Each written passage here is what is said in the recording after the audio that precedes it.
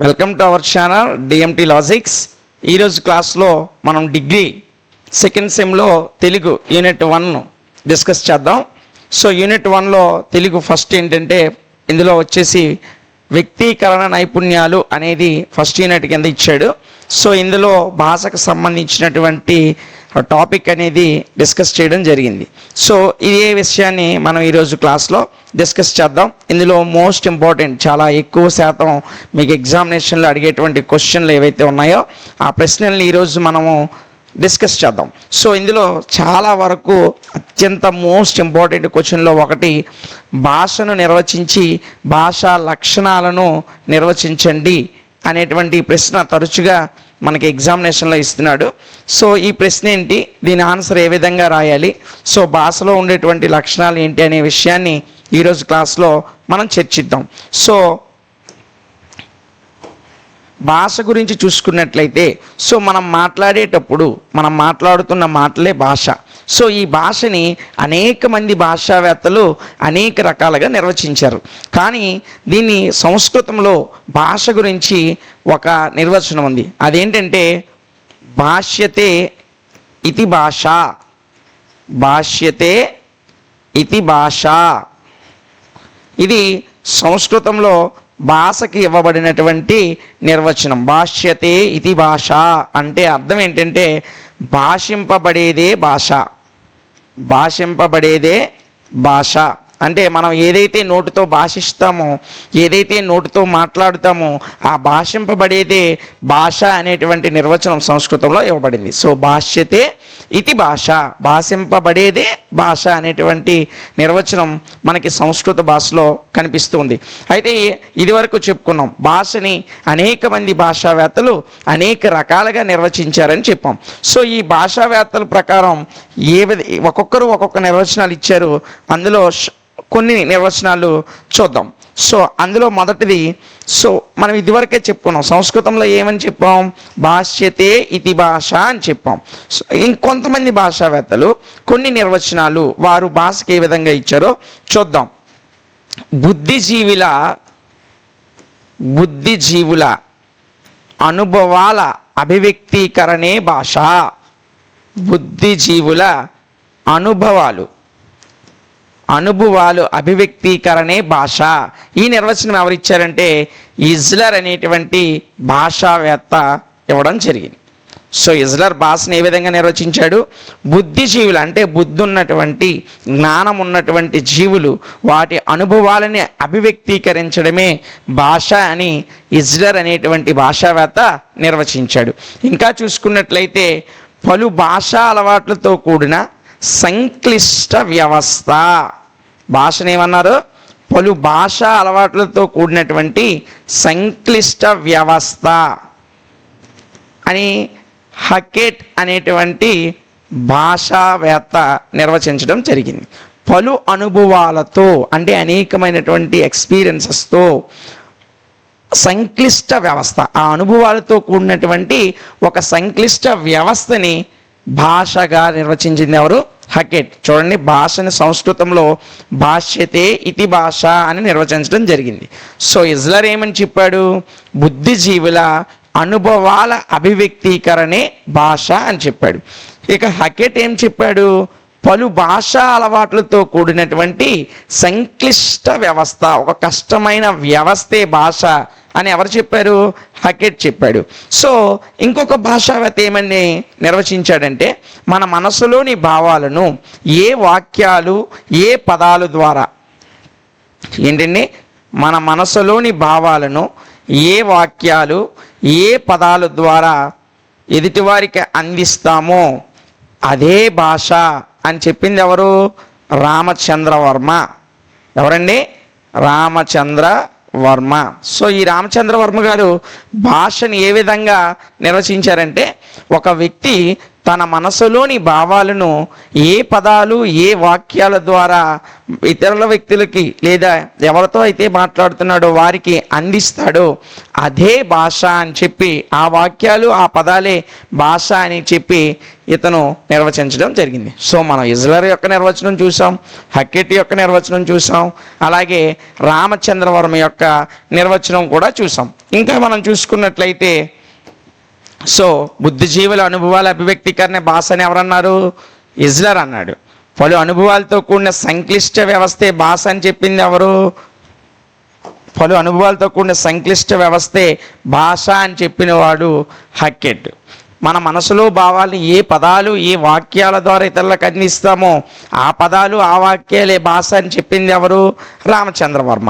అయితే ప్రకృతి సో మన చుట్టూ ఉన్నటువంటి నేచర్, సో ప్రకృతి ప్రత్యయాల నిరూపణయే, ప్రకృతి ప్రత్యయాల నిరూపణయే భాష అని ఎవరు చెప్పారు? వ్యాకరణవేత్తలు, గ్రామర్ చేసినటువంటి వ్యాకరణవేత్తలు, వ్యాకరణాన్ని రాసినటువంటి వ్యాకరణవేత్తలు ఎవరైతే ఉన్నారో ఆ వ్యాకరణవేత్తలు భాషని ఏ విధంగా నిర్వచించారంటే ప్రకృతి ప్రత్యయాల, ప్రకృతి ఉంటుంది, ప్రత్యయం ఉంటుంది. సో మనము ప్రీవియస్ క్లాసుల్లో అంటే మీరు 10th క్లాసు ఇంటర్మీడియట్ క్లాసుల్లో నేర్చుకుని ఉంటారు ప్రకృతి వికృతులని. సో సహజంగా భాషలో వేరే భాషల నుంచి వచ్చినటువంటి పదాలను ప్రకృతులని, సంస్కృత ప్రాకృత భాషల్లో నుంచి తెలుగు భాషలోకి వచ్చిన పదాలను ప్రకృతులని, వాటిని మన స్వభాషలోకి అనుగుణంగా మార్చుకునే పదాలని వికృతులని, సో దాన్నే ప్రత్యయాలని అంటాం. సో ఈ ప్రకృతి ప్రత్యయాల నిరూపణీయ భాష అని ఎవరు చెప్పారు? వ్యాకరణవేత్తలు చెప్పారు. సో భాష అంటే ఏంటి? సింపుల్గా చెప్పాలంటే భాష అంటే మన అనుభవాలను మన ఆలోచనలను ఎదుటి వ్యక్తులకి చేరవేయడానికి లేదా వారి యొక్క అనుభవాలను మనం అర్థం చేసుకోవడానికి మధ్యలో ఉండే ఒక వారధి వంటి వ్యవస్థే భాష. సో ఈ భాషని పలుమంది పలు రకాలుగా నిర్వచించారు. సో ఆ నిర్వచనాలన్నీ మనం చూసాం. సో భాష అంటే మీరు సింపుల్గా ఈ 4 నిర్వచనాలు గుర్తుపెట్టుకొని ఈ నిర్వచనాలు రాసేసి సో దానికి చిన్న క్లారిఫికేషన్ మీరు రాసినట్లయితే చాలా ఈజీగానే ఎగ్జామ్లో మీరు అటెంప్ట్ చేయగలుగుతారు. ఏది పడితే అది రాసేస్తామంటే కుదరదు. సో భాష అంటే మీరు సింపుల్గా జనరల్గా రాసుకోవచ్చు మీ సొంత మాటల్లోనే. మన అనుభవాలని, మన భావాల్ని, మన ఆలోచనల్ని ఇతరుల వ్యక్తులతో పంచుకోవడానికి తోడ్పడేటువంటి ఒక వ్యవస్థే భాష అని సింపుల్గా మీకు వచ్చినటువంటి మీ సొంత మాటల్లో కూడా రాసుకోవచ్చు. సో అది రాస్తూ ఈ 4 నిర్వచనాలు ఏవైతే ఉన్నాయో, ఇజ్లర్ ఇచ్చిన నిర్వచనం, హక్కెట్ ఇచ్చిన నిర్వచనం, రామచంద్రవర్మ ఇచ్చిన నిర్వచనం, అదేవిధంగా వ్యాకరణవేత్తలు ఇచ్చినటువంటి నిర్వచనాలు, ఇంకా మీకు టెక్స్ట్ బుక్లో చాలా నిర్వచనాలు ఇచ్చాడు, మీరు అన్నీ రాయాల్సిన అవసరం లేదు. సో ఒక 4 నిర్వచనాలు దాని యొక్క జనరల్ మీనింగ్ రాస్తే సరిపోతుంది. ఇంకా వాడు మనకి ఏమిచ్చాడో చూడండి. సో ఈ క్వశ్చన్లో మనకి వాడు భాషా లక్షణాలని నిర్వచించమన్నాడు. సో ఇది 10 మార్క్స్ లాంగ్ ఆన్సర్ క్వశ్చన్ కనుక భాషను నిర్వచించి దానికి వివిధ భాషావేత్తలు ఇచ్చినటువంటి నిర్వచనాలు రాసేస్తే సరిపోదు. సో సొంత మాటలో ఏదో పెద్దది రాసిస్తే సరిపోదు. సో భాషకు కొన్ని లక్షణాలు ఉన్నాయి. ఈ లక్షణాలు ఉండబట్టే భాష అనేది ప్రత్యేకంగా ఉంటుంది. సో ఆ లక్షణాలు ఏంటి? చాలా ఈజీగా ఉంటాయమ్మా. సో ప్రతి లక్షణాన్ని కూడా వివరంగా చెబుతాను, జాగ్రత్తగా వినండి. సో మీరు 1కి 2 సార్లు వింటే చదవనైనా చదవకుండా ఈజీగానే ఎగ్జామ్లో మీరు ఈ ప్రశ్నని ఈజీగా అటెంప్ట్ చేయగలుగుతారు. సో ఈ భాషకు ఉన్నటువంటి లక్షణాలు ఏంటో మనం ఒకసారి చూసినట్లయితే చూడండి. భాషకు ఉన్నటువంటి లక్షణాల్లో మొదటి లక్షణం నిర్మాణ ద్వైవిధ్యం. నిర్మాణ ద్వైవిధ్యము. ద్వై అంటే ఎంత? 2 అని అర్థం. సో నిర్మాణ ద్వైవిధ్యం. భాష 2 రకాలుగా నిర్మించబడుతుంది. ఆ 2 రకాలుగా నిర్మించబడడాన్ని నిర్మాణ ద్వైవిధ్యము అంటారు. సో ఆ 2 రకాలు ఏంటో చూసినట్లయితే సాధారణంగా భాష శబ్దాల నుండి, ఈ శబ్దాలనే ధ్వనులు అని కూడా అంటాం, ఈ శబ్దాలు లేదా ధ్వనుల నుంచి పదాలు ఉద్భవిస్తాయి. ఏంటి ఉద్భవిస్తాయమ్మా? పదాలు ఉద్భవిస్తాయి. ఇది ఒక రకమైనటువంటి నిర్మాణం. సో ఏ పదాలైతే ఉద్భవించాయో ఆ పదాల నుంచి వాక్యాలు అనేవి నిర్మించబడతాయి. పదాల నుంచి ఏం నిర్మించబడతాయి? వాక్యాలు నిర్మించబడతాయి. పదాలలో ఏదైతే ధ్వనులు మన నోటి నుండి వచ్చేటువంటి ప్రతి శబ్దము మానవుని వాక్ అవయవాల నుండి ఉత్పన్నమయ్యి భాషా వినిమయానికి తోడ్పడే ప్రతి శబ్దాన్ని కూడా మనము ధ్వని లేదా శబ్దమన్నా ధ్వని అన్నా ఒకటే. మానవుని వాక్ అవయవాలు ఏంటి? గొంతు, స్వరపేటిక, నాలుక, తాలువు, మూర్ధము, ఇలా మీరు ముందు క్లాసుల్లో వినే ఉంటారు. ఇలా మానవుని వాక్ అవయవాల నుండి ఉత్పన్నమయ్యి భాషా వినిమయానికి తోడ్పడేటువంటి ప్రతి శబ్దాన్ని ధ్వని అంటారు. ఈ ధ్వనులు బట్టి ఏర్పడేవేంటి? పదాలు. ఈ పదాలతో మరలా ఏమి ఏర్పడతాయి? వాక్యాలు. సో ఈ రెండు రకాలుగా వాక్య నిర్మాణం జరుగుతుంది. కాబట్టి భాషకు ఉన్నటువంటి మొదటి లక్షణాన్ని మనము నిర్మాణ ద్వైవిధ్యము అని చెప్పుకున్నాం. సో మీకు అర్థమైందా? నిర్మాణ ద్వైవిధ్యం అంటే భాషలో శబ్దాల నుంచి, ధ్వనుల నుంచి, శబ్దాలన్నా ధ్వనులన్నా ఒకటే, ఆ ధ్వనుల నుంచి పదాలు ఉద్భవిస్తాయి. ఆ పదాల నుంచి ఏం ఉద్భవిస్తాయి? వాక్యాలు ఉద్భవిస్తాయి. ఉదాహరణకి పా అనేటువంటి ఒక అక్షరంలో ఇప్పు ప్లస్ ఆ అనేటువంటి రెండు ధ్వనులు ఉంటాయి. ఈ రెండు ధ్వనుల వల్ల ఈ పా అనేటువంటి ఒక అక్షరం ఏర్పడింది. అలాగే నేను డా అనేటువంటి ఒక ధ్వని చేశాను, అదేవిధంగా వా అనేటువంటి ధ్వని చేశాను. ఈ మూడు ధ్వనులు కలిసి పడవ అనేటువంటి ఒక పదాన్ని ఏర్పరిచాయి. సో ఈ విధంగా ధ్వనులు అనేవి వేటిని ఏర్పరుస్తాయి? పదాలను ఏర్పరుస్తాయి. ఈ పదాలు మరలా వేటిని ఏర్పరుస్తాయి? వాక్యాలు ఏర్పరుస్తాయి. పడవ ప్రయాణం సముద్రం పైన లేదా నది పైన చేస్తామంటాం. సో పడవ అనేది ఒక పదము, ప్రయాణము అనేది ఒక పదము, సముద్రం మీద అనేది ఒక పదము, చేస్తాం అనేది ఒక పదం. ఇలా పదాలతో ఏర్పడేవి వాక్యాలు. ఆ పదాలు వేటి నుంచి ఏర్పడతాయి?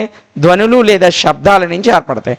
సో భాష ధ్వనుల నుంచి పదాలుగాను, పదాల నుంచి వాక్యాలుగాను ఏర్పడడాన్నే నిర్మాణ ద్వైవిధ్యం. ఈ రెండు రకాల క్రమ నిర్మాణ పద్ధతులు భాషలో ఉంటాయి కనుక భాషకు ఉన్నటువంటి మొదటి లక్షణంగా ఏం చెప్పుకున్నాం? భాషకు ఉన్నటువంటి ప్రధాన లక్షణం నిర్మాణ ద్వైవిధ్యం అని చెప్పుకున్నాం. సో భాషలో ఏ వాక్యాన్ని నిర్మించాలన్నా సరే ఒక క్రమ పద్ధతి అంటూ ఉండాలి. సో ఒక క్రమ పద్ధతి అనేది లేకపోతే మనం భాషలో మాట్లాడే మాటలకి అర్థం అనేది ఉండదు. సో ఈ క్రమ పద్ధతిని అనుసరించే మనం వాక్య నిర్మాణం చేస్తాం. ఆ వాక్య నిర్మాణం ద్వారా మాట్లాడగలుగుతాం. సో ఈ మొత్తాన్ని కలిపి ఏమంటామంటే వ్యాకరణ వ్యవస్థ. ఏమంటామమ్మా? వ్యాకరణ వ్యవస్థ అంటాం. సో ఈ నిర్మాణ ద్వైవిధ్యంలో ఉన్నటువంటి ఈ రెండు రకాల క్రమ నిర్మాణ పద్ధతుల్ని కలిపి మనము వ్యాకరణ వ్యవస్థ అంటాం. అర్థమైంది కదా? సో ఈ వ్యాకరణ వ్యవస్థ ద్వారా మాత్రమే, ఈ వ్యాకరణ వ్యవస్థ అంగీకరించినటువంటి వాక్యాలను మాత్రమే మనం భాషా వినిమయంలో వాడుతాం. ఇప్పుడు సాధారణంగా మనం ఏది పడితే అది మాట్లాడితే దానికి ఒక అర్థము పర్థము ఉండదు. నేను అన్నం తిన్నాను అనేసి అన్నాం అనుకోండి, నేను అనేది కర్త, పని చేస్తున్నాను. అన్నము అనేది కర్మ, పని యొక్క ఫలితం. తిన్నాను అనేది క్రియ. సో కర్త, కర్మ, క్రియ ఒక ఆర్డర్ ఉంది కదమ్మా, ఒక క్రమం ఉంది. ఇలా క్రమంగా చెప్పడాన్ని వ్యాకరణ వ్యవస్థ అంగీకరిస్తుంది. అలా కాకుండా నేను అన్నము తిన్నాను అనేది ఒక ఆర్డర్ అయితే, తిన్నాను అన్నం నేను అన్నాం అనుకోండి, సో అక్కడ ఒక క్రమం అనేది లేదు. తిన్నాను అన్నం నేను అంటే ఒక సంపూర్ణమైనటువంటి అర్థం రావడం లేదు. సో వాక్యంలో ఒక క్రమ పద్ధతిని అనుసరించి ఈ రెండు నిర్మాణ క్రమ పద్ధతిని ఒక సరైన క్రమంలో పెట్టి ఒక అర్థవంతమైన వాక్య నిర్మాణాన్ని చేయడమే వ్యాకరణ వ్యవస్థ యొక్క ప్రధాన లక్షణం. సో ఇప్పుడు మీకు అర్థమయ్యే ఉంటుంది నిర్మాణ ద్వైవిధ్యం అంటే మీరు పెద్దగా ఏమి రాయాల్సిన అవసరం లేదు. ప్రతి భాషలో సాధారణంగా ఏ భాష అయినా సరే, అది మన ఒక్క తెలుగు భాషనే కాదు, తెలుగు, ఇంగ్లీష్, హిందీ, తమిళం, ఏ లాంగ్వేజ్లో అయినా సరే మీరు ఒక వాక్యాన్ని నిర్మించాలి అంటే ఒక క్రమ పద్ధతి అనేది ఉంటుంది. ఆ క్రమ పద్ధతి ఆధారంగానే ఈ క్రమ పద్ధతి ప్రకారమే వర్డ్స్ వస్తాయి. ఇంగ్లీష్లోనైనా లెటర్స్ నుంచి వర్డ్స్ నుంచి సెంటెన్స్ స్ట్రక్చర్ ఫామ్ చేయాలంటే ముందు మనకు కావాల్సింది వర్డ్స్, పదాలు.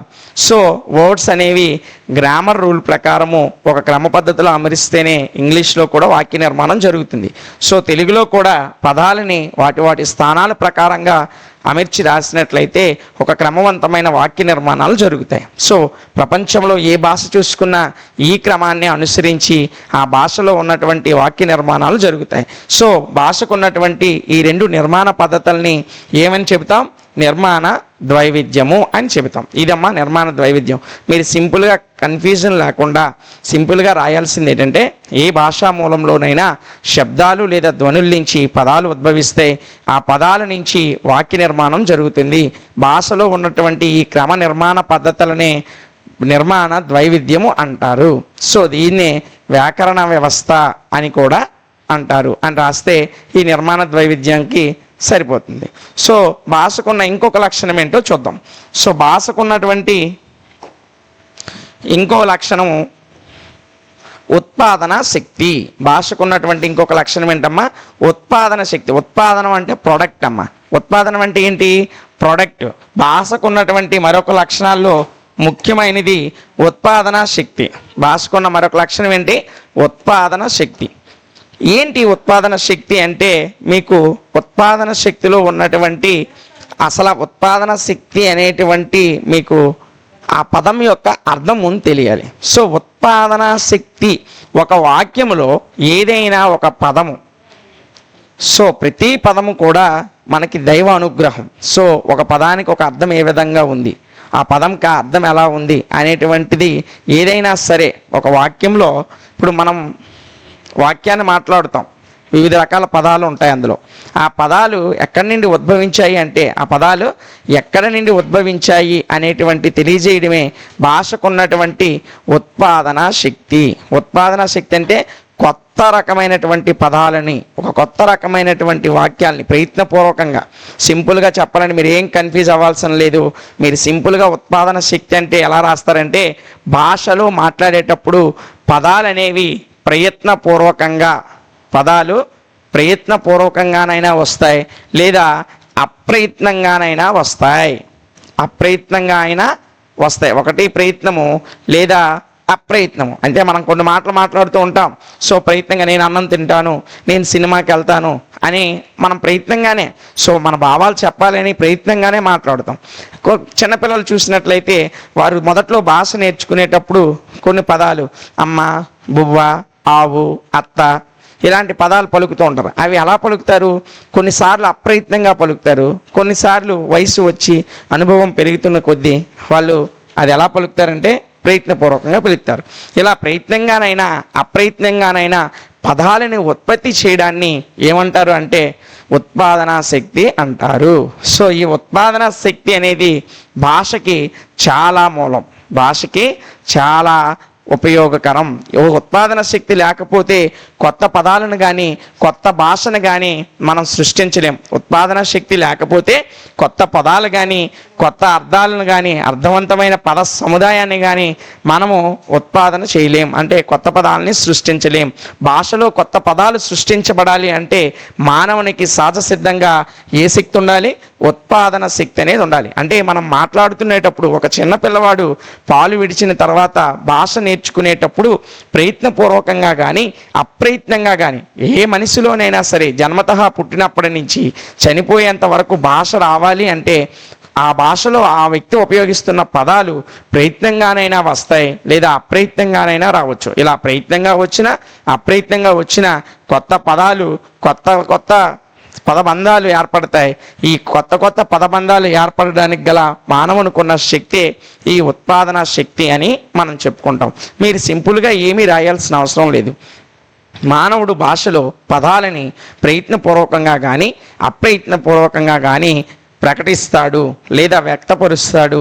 మానవునికున్నటువంటి ఈ కొత్త పదాలను సృష్టించేటువంటి శక్తినే ఉత్పాదన శక్తి అంటారు అని రాస్తే సరిపోతుంది. ఇక భాషకున్నటువంటి ఇంకొక లక్షణం ఏంటో చూద్దాం. భాషకున్నటువంటి మరొక లక్షణం శబ్దార్థ శక్తి. శబ్దార్థ శక్తి. భాషకున్న మరొక లక్షణం ఏంటి? శబ్దార్థ శక్తి. శబ్దార్థ అంటే ఇందులో శబ్దము ఉంది, అర్థము ఉంది. శబ్దార్థ ఏ శక్తి? శబ్దార్థ. శబ్దము అర్థము, శబ్దము అర్థము. సో మనం మాట్లాడేటువంటి ప్రతి పదానికి ఒక అర్థం అనేది ఉంటుంది. మనం మాట్లాడే ప్రతి పదానికి ఏముంటుంది? ఒక అర్థం అనేది ఉంటుంది. సో ఆ అర్థం ఎలాగొచ్చింది? సో ప్రతి శబ్దానికి ఒక పదానికైనా శబ్దానికైనా అర్థం ఉంటుంది. సో శబ్దానికి అర్థానికి మధ్య గల సంబంధాన్ని శబ్దార్థ శక్తి అంటారు. సో మనం పక్షి అన్నాం. పక్షి అనే పదానికి ఒక అర్థం ఉంటుంది. పక్షి అనగానే ప్రతి ఒక్కరికి అర్థమైపోద్ది. ఓ పిట్ట, ఓ బర్డ్, ఇంగ్లీష్లో చెప్పాలంటే ఒక బర్డ్ అంటాం. అన్నము అనేసరికి మనకు ఒక ఇమేజినేషన్ వచ్చి ఒక అర్థం అనేది అవుతుంది. లేదా స్కూలు అన్నాం, సో పాఠశాల, ఒక అర్థం వచ్చింది. సో ఇలా ప్రతి పదానికి అర్థం ఉంటుంది, ప్రతి శబ్దానికి కూడా అర్థం ఉంటుంది. ఈ శబ్దానికి అర్థానికి ఉన్నటువంటి శక్తే శబ్దార్థ శక్తి. ఇప్పుడు జంతువులు కూడా శబ్దాలు చేస్తాయి, జంతువులు కూడా వాటి యొక్క ధ్వనుల్ని ప్రకటిస్తాయి. అయితే వాటి ధ్వనులకి ఒక అర్థవంతమైనటువంటి అర్థం అనేది ఉండదు. మనం మాట్లాడే ప్రతి మాటకి, ఇప్పుడు ఉదాహరణ తెలుగు మాట్లాడే వాళ్ళందరూ కుర్చీ అన్నారనుకోండి, ప్రతి ఒక్కరికి తెలుగు మాట్లాడే భాష వచ్చిన ప్రతి ఒక్కరికి ఆ పదం అర్థమవుతుంది. అన్నము అంటే ఆ పదం అర్థమవుతుంది. నీరు అంటే ఆ పదం అర్థమవుతుంది. నేను సినిమాకి వెళ్ళాను అని మాట్లాడితే ఆ భాష వచ్చిన ప్రతి ఒక్కరికి ఆ పదం అర్థమవుతుంది. సో పదానికి ఉన్నటువంటి అర్థానికి కానీ శబ్దము అర్థానికి మధ్య గల ఉన్నటువంటి సంబంధాన్ని శబ్దార్థ శక్తి అంటాం. సో అయితే ఒక చిన్న సందేహం వస్తుంది. సో మనం తింటున్న అన్నాన్ని అన్నమే ఎందుకన్నారు? ఈ ముక్కును ముక్కే అని ఎందుకన్నారు? చెవుని చెవి అని ఎందుకన్నారు? దానికి ఆ అర్థమే ఎందుకు వచ్చింది? వేరే అర్థం రావచ్చు కదా అనేటువంటి సందేహాలు చాలా మందిలో ఉంటాయి. అయితే ప్రతి పదానికి భాష లిపి నుంచి మానవుడు సైగలతో మాట్లాడి సద్గుణంగా కాలానుగుణంగా భాష మాట్లాడడం నేర్చుకున్నాడు. సో ఆ భాషకి ప్రతి పదానికి గల అర్థాన్ని అది దైవానుగ్రహం తప్ప మానవుని యొక్క సొంత ప్రయత్నం వల్ల అది అయితే రాలేదు. సో ఈ పదానికి అర్థం ఎక్కడొచ్చింది అనేటువంటి విషయాన్ని మనం శోధించుకుంటూ వెళ్తే మనకి చివరగా తెలిసేది ఏంటంటే, మనం చివరికి కనుగొనేది ఏంటంటే, ఆ పదానికి ఆ అర్థాన్ని దైవానుగ్రహం వల్ల మాత్రమే మనం పొందుకున్నాం. సో ఎలా వచ్చిందంటే ఒక సరైనటువంటి వివరణ అయితే లేదు. ఎందుకంటే పూర్వీకుల నుంచి భాష మనకి తరతరాల నుండి వస్తూ ఉంది. ఆ యొక్క అర్థం ఏ విధంగా వచ్చిందో, మన పూర్వీకుల నుంచి ఎలా వచ్చిందో మనకు తెలియదు. కాబట్టి ఎక్కడైనా సరే స్టార్టింగ్ పాయింట్ అంటూ ఉండాలి. కాబట్టి ఆ స్టార్టింగ్ పాయింట్ ఏంటంటే దైవానుగ్రహం వల్లే ప్రతి పదానికి అర్థం అనేది రావడం జరిగింది. ఇందులో మీరు ఇదంతా రాయాల్సిన అవసరం లేదు. ఇక్కడ మీరు ఏం రాస్తారంటే శబ్దార్థ శక్తి అనేటువంటి ఒక సైడ్ హెడ్డింగ్ పెట్టి భాషలో ప్రతి పదానికి అర్థం ఉంటుంది, ప్రతి శబ్దానికి అర్థం ఉంటుంది. శబ్దానికి అర్థానికి మధ్య గల సంబంధాన్ని శబ్దార్థ శక్తి అంటారు. సో ప్రతి పదానికి దాని యొక్క అర్థము దైవ అనుగ్రహం వల్లనే కలిగింది అని రాస్తే సరిపోతుంది. ఇది భాషకున్నటువంటి మూడో లక్షణం. ఇక భాషకున్నటువంటి తర్వాత లక్షణాన్ని మనం చూసినట్లయితే చూడండి, ప్రేరణ దూరత. చిన్న మిస్టేక్ పడిందండి, ప్రేరణ దూరత. సో ప్రేరణ దూరత అంటే ఏంటంటే, సో మీ అందరికీ బాగా తెలిసిన విషయమే. ప్రేరణ దూరత అంటే ఒక భాషలో మనకి ఆ భాషకి ప్రేరణ దూరత ఉంటేనే మనం మాట్లాడే భాష అవతల వ్యక్తికి అర్థమవుతుందో లేదా అనే విషయము మనకి తెలుస్తుంది. ఈ ప్రేరణ దూరతలో ముఖ్యంగా ప్రేరణ మరియు ప్రతిక్రియ, ప్రేరణ మరియు ప్రతిక్రియ అనేటువంటి రెండు పదాల మధ్య సంబంధం ఉంటుంది. ప్రేరణ దూరత అంటే ప్రేరణ ప్రతిక్రియ అనేటువంటి రెండు విషయాల మధ్య సంబంధాన్నే ప్రేరణ దూరత అంటాం. ప్రతి భాషకి కూడా ప్రేరణ దూరత అనేది చాలా అవసరం. ఎందుకంటే ఒక భాష మాట్లాడేటప్పుడు ప్రేరణకి సరైనటువంటి ప్రతిక్రియ లేకపోతే ఆ భాష అవతల వ్యక్తికి అర్థం అవ్వలేదని అర్థం. ఉదాహరణకి మీరు హాల్లో కూర్చొని చదువుకుంటూ ఉన్నారు. మీ అమ్మ బాబు భోజనం అయిపోయింది రా వడ్డిస్తాను అనేసి అంటే మీరు ఏం చేస్తారు? లేచి వంటగదిలోకి భోజనం చేయడానికి వెళ్తారు. అంటే మీ తల్లి మాట్లాడిన మాటలు మనం ఏ విధంగా చెబుతామంటే ప్రేరణ అని చెబుతాం. సో ఆవిడ మాటలకి మీకు అర్థమయ్యాయి కాబట్టి, ఆ మాటలు మీకు ఒక మెదడుని ప్రతిస్పందించాయి కాబట్టి మీరు లేచి భోజనం తినడానికి వంటగదికి వెళ్ళారు. సో అలా వంటగదికి వెళ్ళడాన్ని ఏమంటామంటే ప్రతిక్రియ అంటాం. సో ఇక్కడ ఇవ్వబడినటువంటి ప్రేరణకి మీరు చూపించిన వాటిని చర్య ప్రతిక్రియ అవుతుంది. సో ప్రతి ప్రేరణకి తగు ప్రతిక్రియ జరిగితే అక్కడ ప్రేరణ దొరుకుతున్నట్లు. అదే ఒక హిందీ వాడిని భోజనం తిందువురా అని పిలిస్తే వాడు వస్తాడా? రాడు. ఎందుకంటే వాడికి మన భాష తెలియదు, ఆ భాషలో ఉన్న పదాల యొక్క అర్థం వానికి తెలియదు. కాబట్టి భోజనానికి రా అంటే వాడు అయోమయంగా చూస్తాడు. అంటే ఇక్కడ ప్రేరణ ఉంది, భోజనానికి రా అని పిలవడం ప్రేరణ, కానీ వాడు ప్రతిక్రియ చూపించాడా? లేదు. సో ఈ ప్రేరణ ప్రతిక్రియల మధ్య పరస్పర సంబంధం ఉంటే భాష అర్థవంతంగా ఉంటుంది. కాబట్టి భాషకు ఉన్నటువంటి ఈ యొక్క ప్రత్యేక లక్షణాన్ని ప్రేరణా దూరత అంటారు. ప్రేరణా దూరత అంటే ప్రేరణకి తగినటువంటి ప్రతిక్రియ ఉండడం, ప్రేరణా దూరత అని చెబుతాం. సో ఇది ప్రేరణా దూరత. మీరు సింపుల్గా రాయాల్సింది ఏంటంటే భాషలో ప్రేరణకు ప్రతిక్రియకు మధ్య దగ్గర సంబంధాన్ని ప్రేరణా దూరత అంటారు. ఏదైనా ఒక పదాన్ని ఉదాహరణగా ఇచ్చి, నా స్నేహితుడు నన్ను సినిమాకు రమ్మన్నాడు, నేను అతనితో కూడా వెళ్ళాను, అతను రమ్మని పిలిచిన ప్రేరణకి నేను వెళ్ళడం అనే ప్రతిక్రియని చూపించాను, కాబట్టి భాషకున్నటువంటి ఈ లక్షణాన్ని ప్రేరణా దూరత అంటారు అని రాస్తే సరిపోతుంది. ఇక భాషకున్నటువంటి వేరొక లక్షణాన్ని మనం చూసినట్లయితే, భాషకున్నటువంటి ఇంకొక లక్షణం సాంస్కృతిక ప్రసరణ. భాషకున్నటువంటి మరొక ముఖ్యమైనటువంటి లక్షణం ఏంటంటే సాంస్కృతిక ప్రసరణ. సాంస్కృతిక అంటే మీకు అర్థమైపోయి ఉంటుంది. సాంస్కృతిక అంటే సంస్కృతి. మనము మన యొక్క జీవితంలో, నిత్య జీవితంలో మన సంస్కృతి సంప్రదాయాలు కానీ, మన ఆచార వ్యవహారాలు కానీ మన ముందున్న తరాల నుంచి పొందుకొని ఉన్నాం. సో ఉదాహరణకి మనం చేసేటువంటి వేడుకలు, వివాహ పద్ధతులు, పండుగలు, లేదంటే ఒక పూజా విధానాలు, ఇవన్నీ కూడా మన పూర్వీకుల నుంచి మనకు సంభవించడం జరిగింది. సో ఇప్పుడు ఉదాహరణకి మనం సంక్రాంతి పండుగను కానీ ఉదాహరణగా చూసినట్లయితే, సంక్రాంతి పండుగలో ఆ పండగ రోజు కొత్త బట్టలు ధరించడం, సో చిన్నపిల్లల మీద భోగి పండ్లు పూయడం, కనుమ రోజు పశువులను పూజించడం, ఇలాంటి కొన్ని ప్రత్యేకమైన ఆచారాలను పాటిస్తాం. అదేవిధంగా వివాహాలు జరిగేటప్పుడు వేద మంత్రాల మధ్య వివాహాలు జరిపించుకోవడం, ముందుగా ఏ శుభకార్యం చేసినా గణపతి పూజ చేయడం, క్రైస్తవులైతే వారి యొక్క మత పెద్దలతో ప్రార్థనలు చేయించుకోవడం, ముస్లింలు వారి యొక్క మసీదులు కానీ వారి యొక్క ప్రార్థనా స్థలాలు ఏవైతే ఉంటాయో ఆ ప్రార్థనా స్థలాలకు వెళ్ళి నమాజ్ చేసుకోవడం, ఇవన్నీ వారికి ఎక్కడి నుండి వచ్చాయంటే వారి ముందున్నటువంటి తరాల నుంచి సంక్రమించాయి. అలా ఒక తరం నుంచి వేరొక తరానికి కొన్ని ఆచార వ్యవహారాలు కానీ, సంస్కృతి సాంప్రదాయాలు కానీ, మనకున్నటువంటి మన యొక్క భాషలో కానీ, లేదా మన యొక్క జీవిత విధానంలో కానీ పాత తరం నుంచి ఇప్పుడు ఉన్నటువంటి తరానికి, లేదా ఈ తరం నుండి రాబోయే తరానికి మన సంస్కృతి సాంప్రదాయాల్ని ప్రసరింపచేసేటువంటి, ఒక తరం నుంచి మరొక తరానికి ప్రసరింపచేసేటువంటి లక్షణాన్ని మనం సాంస్కృతిక ప్రసరణగా చెబుతాం. చూడండి, చాలా వివరంగా చెబుతున్నాను. సాంస్కృతిక ప్రసరణ అంటే ఆచార వ్యవహారాలు, సంస్కృతి సాంప్రదాయాలని ఒక తరం నుంచి మరొక తరానికి అందించడంలో భాష ఉపయోగపడుతుంది. భాషకు గల ఈ లక్షణాన్ని సాంస్కృతిక ప్రసరణ అంటారు. సాంస్కృతిక ప్రసరణ అంటారు. సో ఇది భాషకు ఉన్నటువంటి మరొక లక్షణం. ఇంకా మనం చూసినట్లయితే భాషకు గల లక్షణాల్లో ఈ సాంస్కృతిక ప్రసరణ వరకు ఉన్నటువంటి లక్షణాలన్నింటినీ మనం చర్చించాం. సో భాషకు మొదటి లక్షణం ఏం చెప్పుకున్నాం? నిర్మాణ ద్వైవిధ్యం. అంటే భాష రెండు రకాల పోకడుల్లో తయారవుతుంది. అది ఏంటంటే శబ్దాలు లేదా ధ్వనుల నుంచి పదాలు ఉద్భవిస్తాయి, ఆ పదాల నుంచి ఏమి ఏర్పడతాయి? వాక్యాలు ఏర్పడతాయి. ఈ రెండు క్రమ నిర్మాణ పద్ధతుల్ని నిర్మాణ ద్వైవిధ్యం అని చెప్పాం. ప్రేరణ దూరత అంటే భాషలో ప్రతి ప్రేరణకి ఒక ప్రతిక్రియ ఉంటుంది. ప్రేరణ ప్రతిక్రియల మధ్య సంబంధాన్ని ప్రేరణ దూరత అని చెప్పుకున్నాం.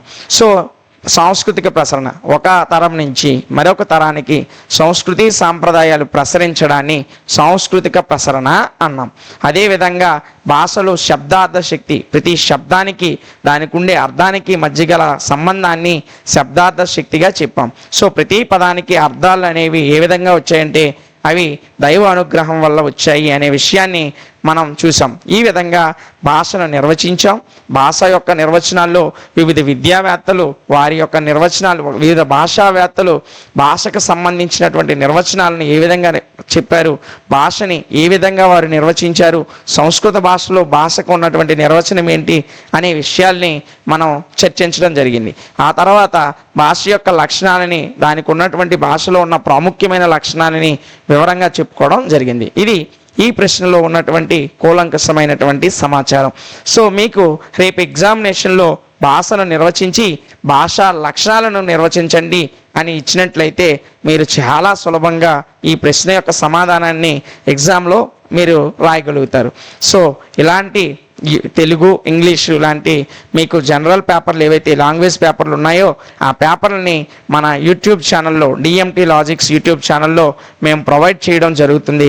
మీరు యూట్యూబ్లో మన ఛానల్ని ఫాలో అవుతూ ఈ లాంగ్వేజ్కి సంబంధించిన ప్రతి యూనిట్లో ఉన్న మోస్ట్ ఇంపార్టెంట్ ప్రశ్నల్ని మీరు యూట్యూబ్లో చూసి 1-2 సార్లు వీడియోని చూసి మీరు ఒకసారి మన టెలిగ్రామ్ ఛానల్ని మీరు విజిట్ చేసినట్లయితే అక్కడ ఈ లాంగ్వేజ్కి సంబంధించినటువంటి పీడిఎఫ్లన్నీ కూడా ప్రొవైడ్ చేయడం జరిగింది. యూట్యూబ్లో క్లాసులు వినండి, మీరు అక్కడ ఉన్నటువంటి ఏదైతే టెలిగ్రామ్ ఛానల్లో మేము ప్రొవైడ్ చేస్తామో ఆ పీడిఎఫ్లో ఒకసారి చదవండి. ఎగ్జామ్లో ఈజీగా మరి ఇంకే మెటీరియల్ చూడాల్సిన అవసరం లేదు, మార్కెట్లో దొరికే ఏ పుస్తకాలను చూడాల్సిన అవసరం లేదు. క్లాసులు వినండి, పీడిఎఫ్ మేము ప్రొవైడ్ చేసాం, పీడిఎఫ్లో ఉన్నటువంటి ఈ సమాచారాన్ని పీడిఎఫ్ రూపంలో ఇచ్చాం.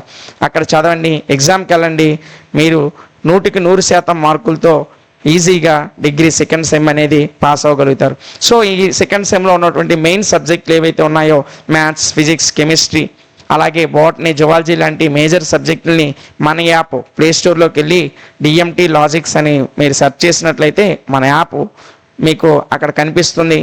డౌన్లోడ్ చేసుకోండి.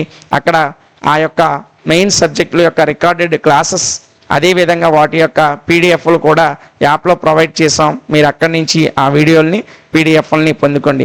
ఇంకా మీ ఫ్రెండ్స్ ఎవరికైనా మన యాప్ గురించి తెలియకపోతే వారికి కూడా మీరు మన యాప్ని రిఫర్ చేయండి. దానివల్ల మీరు క్యాష్ బ్యాక్ పొందుకుంటారు. ఆ క్యాష్ బ్యాక్ అనేది మీకు తర్వాత ఏదైనా కోర్స్ పర్చేస్ చేసేటప్పుడు అది ఉపయోగపడుతుంది. ఇది భాషలో ఉన్నటువంటి మొదటి ప్రశ్న యొక్క పూర్తి సమాచారం. సో తర్వాత నెక్స్ట్ ఇదే యూనిట్లో ఉన్నటువంటి ఇంకొక అతి ముఖ్యమైనటువంటి ప్రశ్న ఏముంది, ఆ ప్రశ్న యొక్క సమాధానం ఏమై ఉంటుందో అనే విషయాన్ని మనం ఇప్పుడు చర్చిద్దాం.